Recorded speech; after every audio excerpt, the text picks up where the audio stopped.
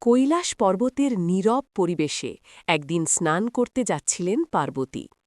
তিনি নিজের শরীরের মাটি দিয়ে তৈরি করলেন এক সুন্দর বালক, আর তাকে প্রাণ দিলেন। এইভাবেই জন্ম নিলেন ভগবান গণেশ।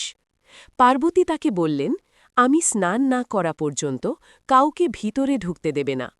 ঠিক তখনই সেখানে এলেন মহাদেব শিব। গণেশ তাকে চিনতে না পেরে বাধা দিলেন। ক্রোধে শিব ও গণেশের মধ্যে ভয়ঙ্কর যুদ্ধ শুরু হল। অবশেষে রাগে শিব তার ত্রিশূল দিয়ে গণেশের মাথা বিচ্ছিন্ন করে দিলেন। এই ঘটনা শুনে পার্বতী ভেঙে পড়লেন। তার ক্রোধে কেঁপে উঠল সৃষ্টিজগৎ। সব দেবতা শিবকে অনুরোধ করলেন গণেশকে ফিরিয়ে আনতে। তখন শিব বললেন যে প্রথম জীবকে পাওয়া যাবে তার মাথা এনে জুড়ে দিতে। দেবতারা একটি হাতির মাথা নিয়ে এলেন।